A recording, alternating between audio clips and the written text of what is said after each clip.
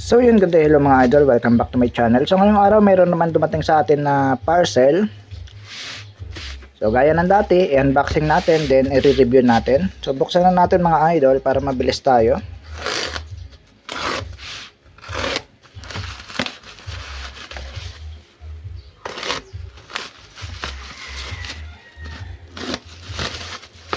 So ang dumating sa atin mga idol ay galing kay Samdon.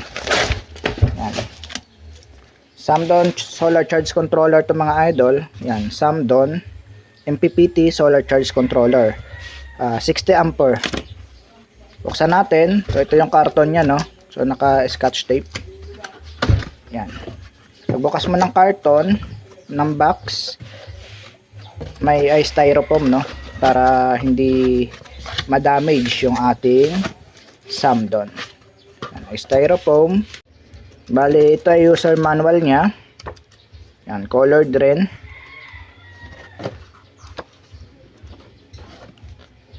So ito yung pag-install kung paano. Yan. Basahin nyo na lang, no, para magka-ideya pa kayo. Basa-basahin nyo yung user manual. Yan. Meron naman ditong guide kung paano siya i-wiring. PV input, positive, negative. Battery, positive, negative. Saka DC load output, positive, negative. Yan. Yung A natin yung LCD display. B yung setting button. Then yung C menu button. Okay. So basahin nyo na lang kung paano siya i-set. Yan. Okay, punta na tayo. Ayun lang naman niya. Then ito na yung mismong MPPT natin, naka-plastic. Ayan, hindi siya mahugot. Okay. Wala na. Ito pa. Yung kanyang mounting. Ayan, mounting niya yan, no. Ganyan kakapal yung mounting niya. Lalagay nyo yan sa likod.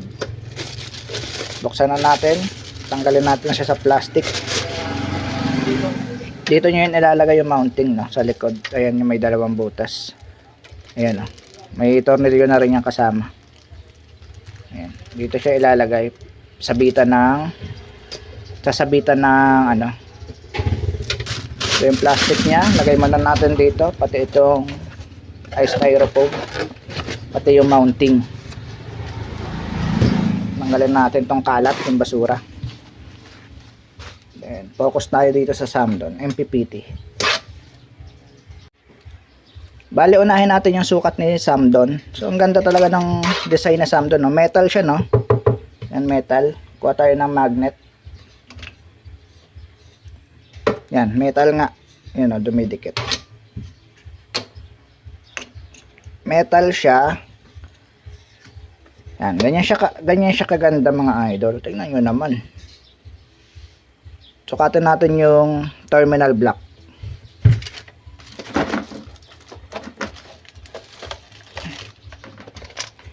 Kung gaano kalaki yung kasya na wire.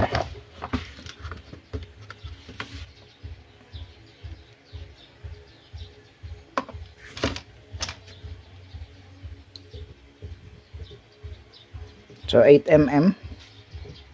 Ay, 5mm pala. 5mm sa taas.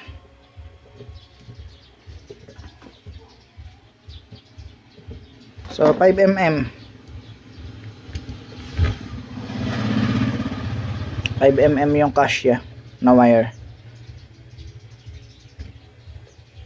Pero sa tingin ko lalampas ng 5mm to. Laki. Kasi syempre yung kabuuan ng diameter. Ayan. So mamaya natin sukatin yung terminal block. Mamaya natin sukatin kasi tatanggalin pa natin tong tornilyo para maibaba yung ano, yung magka-clamp sa may wire. Unahin natin sukatin yung haba niya, no. 24 cm. Kita ba? Tayo natin yung camera.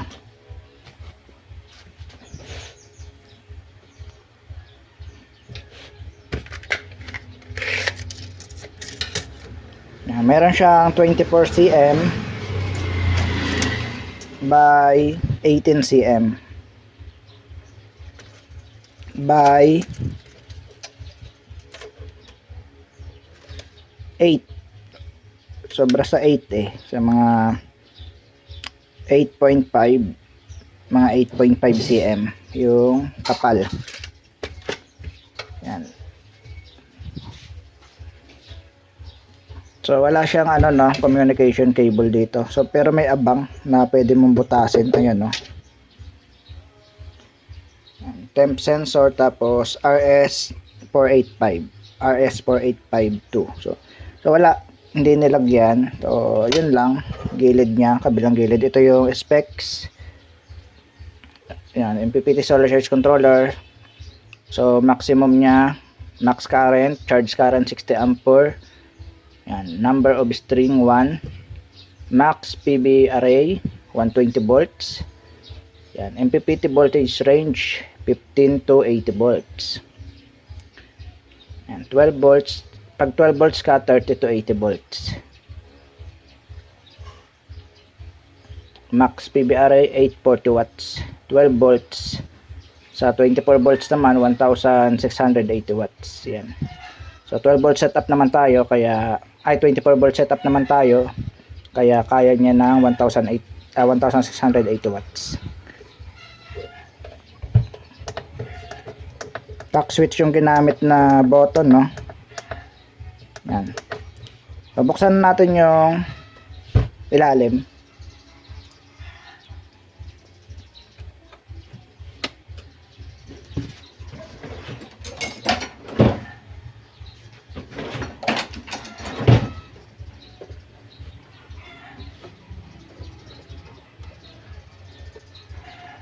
Pasensya na kayo sa mga manok mga idol, maingay. So yan lang, para malagay nyo yung wire, tatanggalin yung ilalim, no? Kasi nandito yung screw nyan. Ayan, no? So ngayon, tignan natin kung gaano ba kalaki yung terminal block. Bumaba na.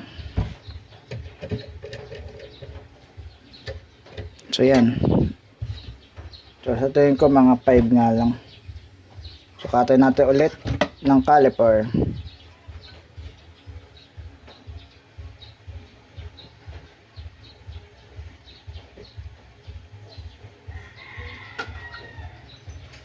So 4.4, pero mga 5 yan. Kasi hindi mapasok ng maayos yung caliper natin. Tingnan natin, ay kulang pala, hindi naka-calibrate sa 0.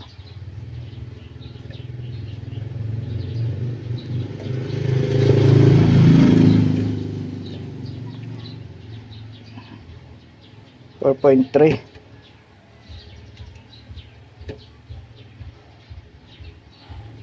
4.39. Pero sa tingin ko lalampas ng 4 kasi syempre pabox ang niya, 4x4 yung 4mm by 4mm.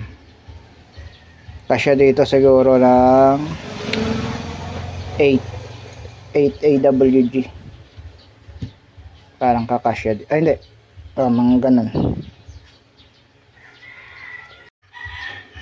So not sure kung kakasya dito yung 6, no? 6 AWG. Pero sa 8 sure to kakasya. 8 or 7 kakasya yan. So ito yung ground niya, no? So may nakasulat naman dito, solar lang, pero common sense solar panel yan. Battery and DC load. So wala na siya ibang dito. Yan, nandito yung pan niya. Buksan nga natin to kung may laman. Kasi tinakpan. So baka nandito yung wifi kung gusto mong lalagyan. So yan, nandito nga. Meron siya. Kung gusto mong paganahin yung GPRS niya. So yan, nandyan. Para ma-monitor mo. So buksan na natin. Wala na tayo ibang re-reviewin dito. So loob na talaga, no? Yun yung mahalaga. Tingnan natin kung maganda si Samdon. Sure ball yan, maganda yan mga idol. Kaya lang MOSFET ginamit dito. Kasi common naman yun. Ang MOSFET ginagamit yan sa mga low voltage pero mabilis. Ginagamit yung MOSFET sa mga low voltage at current, no? Pero kapag mga high current na yung MPPT nyo, dapat naka IGBT yan, no? High current and high voltage tulad ng Aoyang. Kasi yung IGBT ginagamit naman yun sa mga mabibigat na o matataas na wattage. Kahit power supply, pansinin nyo minsan naka IGBT yung iba, di ba? Pag matataas na wattage. Kasi ginagamit yun sa matataas na volts at matataas na current. So sapat na tong MOSFET. Ang MOSFET naman mabilis mag-switch. So yun. Bali ito yung loob ng Samdon na 60 ampere. Ay parang ano to parang MOSFET ata, ay parang IGBT ata ang gamit ni Samdon kasi akala ko MOSFET. Ayan, ay so tanggalin ko muna yung LCD.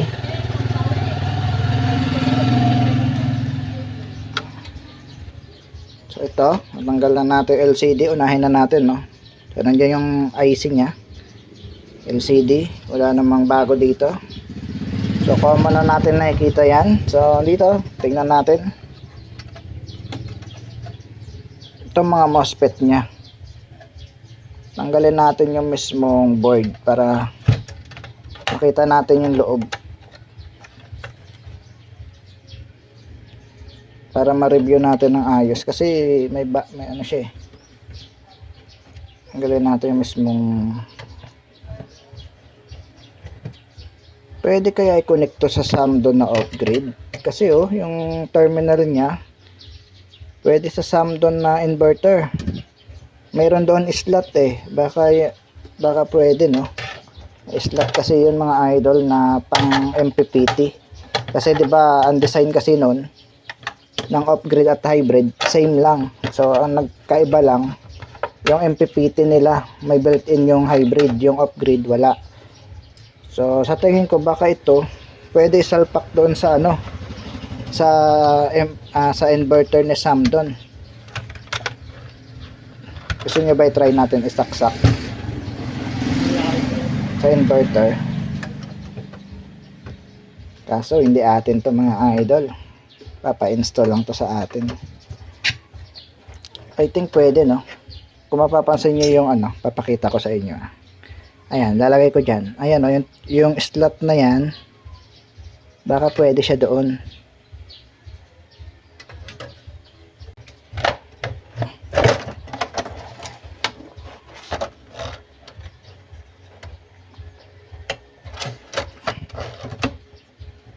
Tanggalin ko muna tong pan.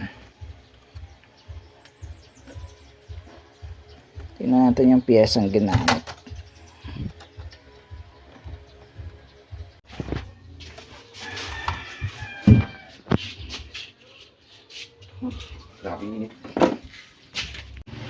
Okay, balik tayo dito mga idol at may ginawa lang tayo saglit. So ito yung loob ng Samdon at 12 volts to 24 volts 60 ampere, So tingnan natin kung paano yung flow ng circuit nya. So actually halos pares-pares naman yung flow ng circuit, pero nagkakaiba lang sa mga piyesang ginamit at sa design ng diagram.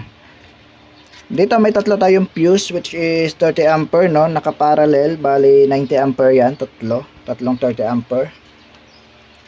Nakakonect yan sa negative side ng ating, ito yung fuse ito yung negative side ng ating battery. So kapag nakaganon siya, negative yan, ito.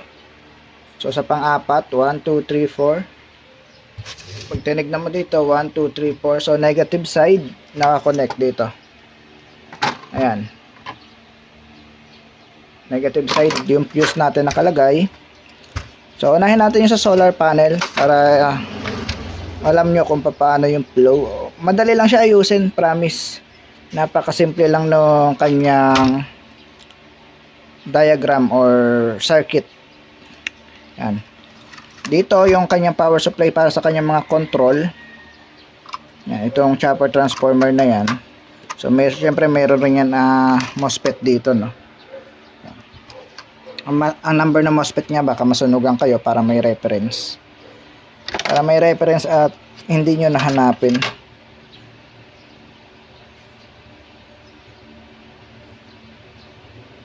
IRF 740.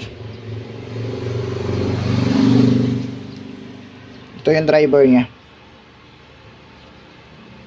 So ayan, zoom na lang natin. So bawat MOSFET may mga driver yan lagi, mga idol, no. May mga kasamang driver yan. So unahin natin solar panel kung paano yung flow. Ito yung sa solar panel, positive. May dadaanan siyang MOSFET, 3 piraso. Nakakonect siya sa gate. Sa 2, 3. Sa drain niya, tapunta to ng malaking MOSFET. MOSFET rin to, hindi pa to IGBT. Yung nakakabit. Sinearch natin sa Google. Yan, MOSFET pa siya, hindi pa siya IGBT. Dito papunta yon yung lalabasan na tong 3 MOSFET na maliliit. Ito. Ayan. Ayan, natatakpan eh. Ayan. Itong 3 na to, papunta yan doon. Sa 3 malalaki. Tapos sa negative side naman, magkakasama lang yung negative side, no? Ito, tapos ito. So, titesterin natin, no? Buzzer natin, continuity test. Yan. Tusok natin dito. Yan. Magkasama lang. So, tingnan natin dito, no?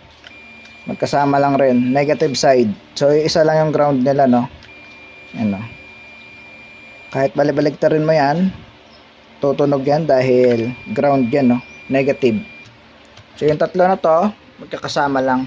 Pero, sa negative side ng solar, meron dyan diode. Ito, 2 piraso. So, diode yan, no? Hindi yan transistor. Kasi may symbol siya na diode. Ito siya. Yan. Baka isipin ng iba na transistor to, no? Itong 3 paa. Ayun, mag-focus. Yan. Kung mapapansin nyo sa ilalim na to, may symbol na diode. Ayan, no? Ay, sa taas pala ito.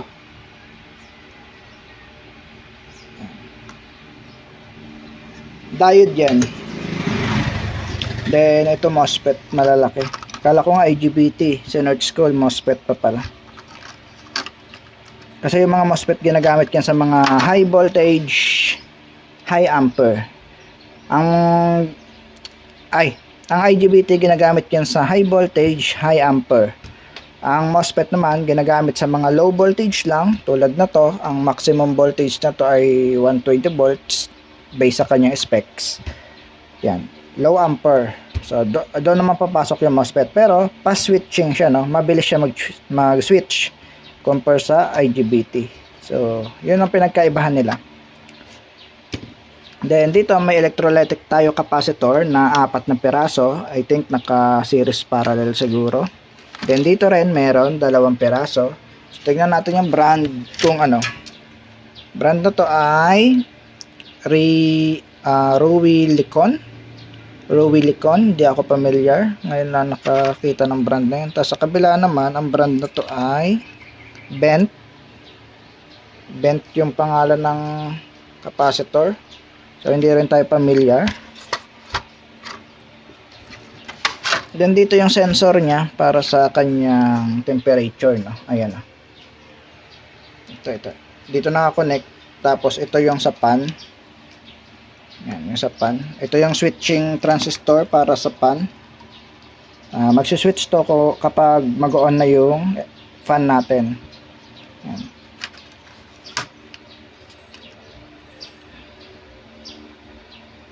So yung iba dito, hindi ko alam kung para saan. Siguro sa kanyang, I think para sa communication cable. Para sa kanyang communication, baka itong mga to. Yan, program niya. Then may ano dito, cable tie. Hindi siya nakatornilyo. Cable tie lang. So yun lang circuit niya, madali lang siya ayusin. Wala siya ibang malaki yung kanyang toroidal inductor. Yan, yung coil.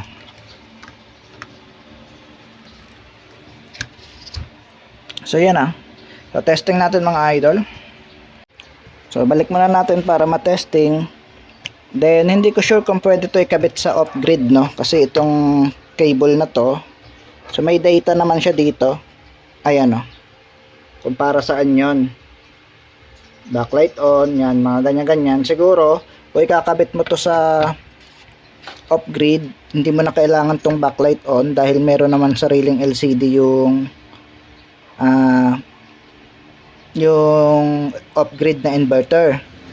So doon mo siya ikakabit, no? So siguro mga 5 wire lang yung kakailanganin natin dito. Yung data, ground, yan. Positive 5 volts. Baka yan lang yung mga kakailanganin natin para sa siguro tatanggalin mo yung ilang wire ba to? 2, 4, 6, 8. So tanggalin mo siguro yung 3. Tapos isaksak mo doon sa, kasi may slot yun kung natatandaan ko kahapon, yung binuksan natin yung inverter natin, may slot siya. Ayan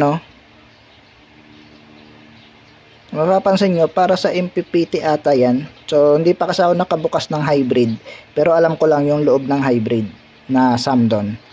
So hindi ko pa sure kung gagana siya kapag sinaksak mo siya doon. Kasi kung gumana mga idol, pwede mo na to ilagay sa loob ng inverter para isang matipid sa space, 'di ba?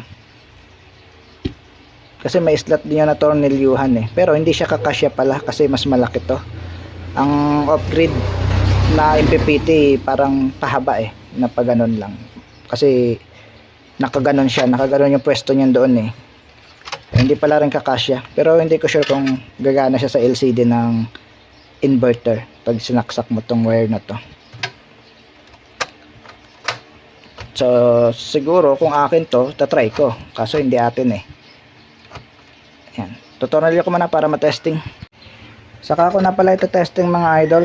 Abangan nyo na lang yung part 2. Wala kasi akong available na slot na solar panel. Actually meron naman, dalawa ito. Ayan 585 watts, dalawa yan. Kaso wala tayong wire. So saka ko na lang ite-testing. Abangan nyo na lang yung part 2 ng video. Isahang testing na lang sila ng Samdon na inverter, pati ito. Ilo-load test rin natin yung Samdon.